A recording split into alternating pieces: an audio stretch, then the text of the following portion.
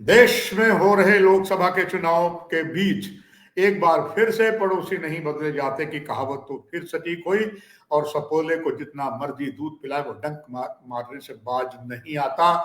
यही हुआ है पाकिस्तानी खुफिया एजेंसी आईएसआई के द्वारा गुलाम कश्मीर की और गुलाम कश्मीर के दो जिले राजौरी और पुंछ से अनेकों आतंकवादी लगातार आ रहे हैं। निस्संदेह सुरक्षा बलों और सेना ने जबरदस्त अभियान छेड़ा है, मगर यहाँ की भौगोलिक स्थिति कहीं भी किसी भी तरीके से सुरक्षा बलों को साथ कम देती है, आतंकवादियों को काम सपोर्ट ज्यादा करती है।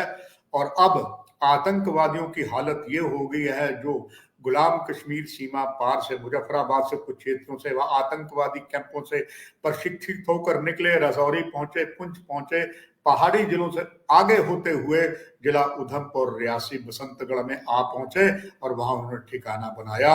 ये बात अलग थी कि वहां के एक बीडीसी सदस्य को इस बात की खबर लगी, उसने इनका मुकाबला किया, वो शहादत पा गया।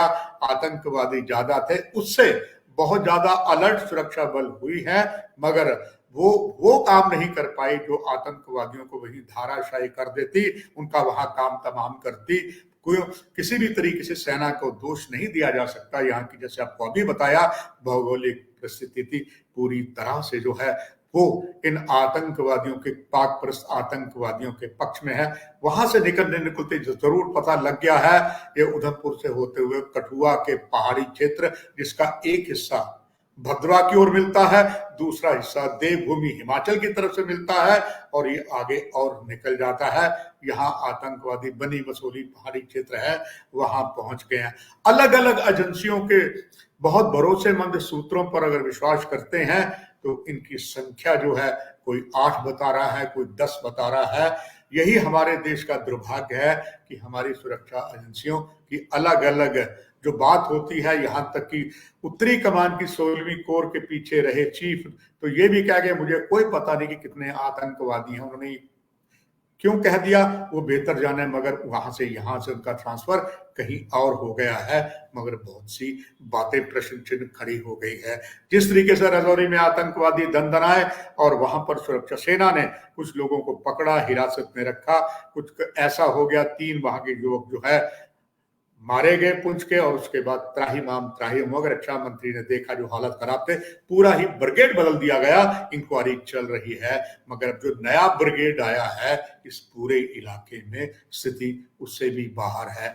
सेना का पुनः कह रहा हूं दोष नहीं है, स्थिति ही ऐसी है। क्या हमारे संसाधनों में कमी है? क्या we are not so hi tech?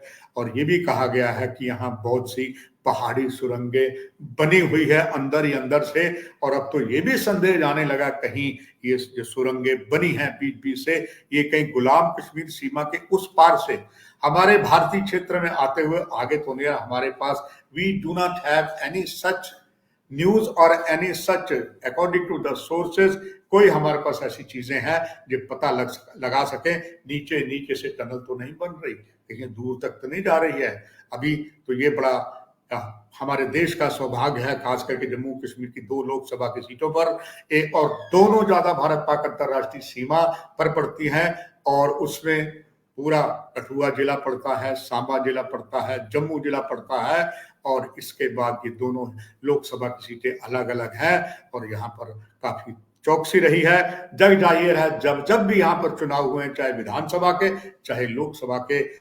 अंतरराष्ट्रीय सीमा में आतंकवाद ने आग उगली है, कुछ टनल के माध्यम से, कुछ सीधे अटैक में, क्योंकि एक तरफ यहाँ पर जम्मू पठानकोट राष्ट्रीय राजमार्ग है, दूसरी तरफ से रेलवे है। हालांकि सुरक्षा एजेंसियां अलर्ट होने के बावजूद भी आतंकवादी फिर भी निकल आए हैं। ड्रोन का इस्तेमाल भी हो रहा है, और ये बात तो तय है कि कोई ना कोई भीषण है, अभी वो जारी है, चाहे अंतरराष्ट्रीय सीमा की बात हो या गुलाम कश्मीर के लगते हुए जिला राजौरी पुंछ की बात हो। मगर अब जिस तरीके से यहाँ से निकलते हुए आतंकवादी बसंतगढ़ से उधमपुर, रियासी, कठुआ, वहां जो है कभी निक भी है, और प्राणकोट एरिया भी पहले होता था, डुड्डू बसंतगढ़ की तरफ से शुद्ध महादेव, रामनगर, सुकराला, पन्नी, बसोली, उज दरिया, यहाँ से होते हुए आतंकवादी वहां पहुंच गए हैं। इसमें एक रास्ता जो है वो डोडा किश्तवाड़ भद्रव को जाता है, दूसरा हिमाचल को जाता है। और आपको याद दिलवाता चलूं 1999 में इसी तरफ हिमाचल क्षेत्र में जो बिल्कुल डोडा के साथ लगता है, यहाँ कई मजदूर हिंदुओं की नरशंस हत्या कर दी गई थी और तब वहां के मुख्यमंत्री प्रोफेसर धूमल थे। मैंने वो कवरेज तब भी की थी। मुझे आज भी वो दिन याद आते हैं तो कलेजा सचमुच शहर जाता है, जिस तरीके के हालात बने हैं। अब हालात बने, हालांकि जैसे खबर आई, कठुआ पुलिस पूरी तरीके से एसओजी, भारतीय सेना, कमांडोज और बहुत से जो अलग अलग एयरक्राफ्ट होते हैं, यूएवी होती हैं, वो सब लग गए हैं पूरे इलाका। इसमें कुछ ऐसा इलाका है, पहले भी उसमें आतंकवाद की तूती बोलती थी और आज भी बोल रही है।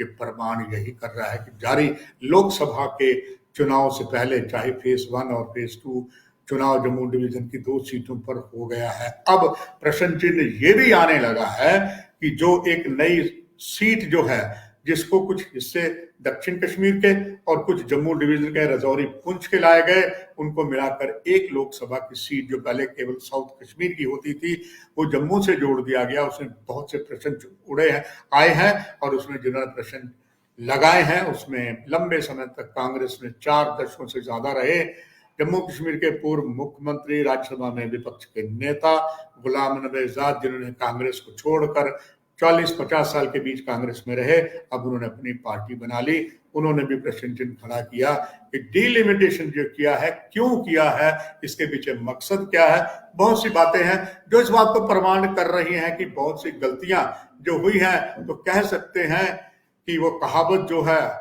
लम्हों ने खता की सदियों ने सजा पाई, ये चल रहा है। और जैसे शुरू में मैंने अपने शब्द कहे कि किसी भी तरीके से पड़ोसी बदले नहीं जा सकते और पड़ोसी की नापाक साजिशें चल रही हैं। हमने दावे तो बहुत किए हैं, हमने तो ये भी लोकसभा में एक सर्वसम्मति से 90 के दशक में बिल पारित किया था कि पाकिस्तान कश्मीर का समस्या का मात्र एक समाधान है कि किसी भी तरीके से पाकिस्तान के द्वारा कब्जा किए गए कश्मीर को छुड़ाना है। मगर कहा जाता उपकार फिल्म का डायलॉग याद रखिए, राशन पर भाषण है, भाषण पर राशन नहीं। बात बहुत कुछ हुई। निस्संदेह अभी जारी लोकसभा के चुनाव में आदरणीय प्रधानमंत्री ने ताल ठोक कर कहा है, किसी की भी ताकत है तो 370 को हटा के दिखाओ। ये बात सही है कि 370 हट नहीं सकती। जो काम 7 दशक से चल रहा था, जो पीड़ा थी जम्मू कश्मीर के लोगों को, किस तरीके से यहाँ हाल हुआ, यहाँ तक कि जो दलित समाज है वो भी कुचला गया। यही बस नहीं, अगर हम जम्मू डिवीजन की बात करें, चाहे शरणार्थी किसी की भी थी, 1947 के, 65 के, 71 के, पश्चिम पाकिस्तान के, वो सब आतंकवाद की ज्वाला में जलते रहे हैं। यहाँ की सरकारों ने, कोई भी हो, पीडीपी की हो, कांग्रेस की हो, किसी की भी हो, ये पिसते रहे हैं, क्योंकि सबका ध्यान कश्मीर की ओर था। विस्थापन अगर कश्मीर में हुआ था, निस्संदेह कश्मीर से आए हुए विस्थापन बहुत ही दुख सहे, मगर दुख अगर देखें तो यहाँ पर 47 में कम नहीं हुआ। आज भी 47 में नरसंहार यहाँ पर जो पाकिस्तान के साथ बना, ना जाने आज भी वो जो आजाद करते हैं 47 का वो नरसंहार, दोनों तरफ के लोग मारे गए थे, दोनों ही समुदाय के मारे गए, दोनों के दिल में जख्म आज भी है। मगर इसके बाद फिर पुनः 1965 का युद्ध हुआ, उजड़ गया। उसके बाद 71 का युद्ध हुआ। इसके बाद जब पार्लियामेंट पर हमला हुआ, तब भी ये लोग, जब हम बिल आई बाल टू आई बाल भारतीय सेना थी, अटल बिहारी वाजपेयी जी जब भारत के प्रधानमंत्री उतरे आए थे, मैं प्रत्यक्ष प्रमाण हूं, जम्मू एयरपोर्ट पर जब उतरे थे तो सवाल किया हमारे वरिष्ठ सहयोगी अरुण जोशी ने कि कैसा मौसम है। उन्होंने कहा बादल छट गए हैं। बादल तो छट गए थे, युद्ध तो नहीं हुआ, मगर उसका नुकसान हुआ। कहते हैं सेना उसको कहती, बिकॉज इट वॉज आई बाल टू आई बाल, कहते थे अगर आज हमारे हाथ खोल दिए जाते तो हम पाकिस्तान की हालत बिल्कुल खराब कर देते। यही बस नहीं, इसका पार्लियामेंट अटैक हुआ तब भी पूरी तैयारी थी, नहीं हुआ। करगिल युद्ध हमारे सामने है और उसमें भी हमने कितने जवानों की शहादत दी, और अभी फिर भी आतंकवाद थमा नहीं है, जो ये प्रमाणित कर गया है कि अभी दिल्ली दूर है सब कुछ करने के लिए। और अब तो सवाल ये भी निश्चित तौर पर लगेगा, क्या जारी लोकसभा का जो चुनाव यहाँ पर 5 चरणों में होना, 2 चरण में चुनाव हो गया, 3 में बाकी है, और उसमें संवेदनशील जो है वो रजौरी साउथ कश्मीर की सीट है, जहां पर भाजपा खुद ब खुद सरेंडर कर गई, अपना उम्मीदवार वहां भी नहीं खड़ा किया। यहां तो छोड़िए, दूसरी जो 2 सीटें थी श्रीनगर और बारामूला में, वहां भी अपना कैंडिडेट ही नहीं खड़ा गया। यानी कि बीजेपी ने एक तरीके से अपना मैदान ही छोड़ दिया, कई सवाल उठ गए हैं। और हालांकि केंद्र जो करता है ठीक है, मगर सवाल तो जनता को देना पड़ेगा कि जब तो ये कह रहे थे कि हम यहाँ सारी सीटें ले लेंगे, और हमें भी यही उम्मीद थी कि कम से कम अनंतनाग से सीट ये एक खाता भारतीय जनता पार्टी खोलेगी और ये फिर आगे चलता हुआ श्रीनगर और नॉर्थ कश्मीर में भी जाएगा। और एक ऐसे उम्मीदवार को तलाशा गया था जो कि जाना माना ब्यूरोक्रेट है, गुज्जर समुदाय से है, इसी रजौरी पुंछ में जन्मा है, मगर आखिर में उन्हें वो मान तो गए मगर उन्हें टिकट नहीं दी गई।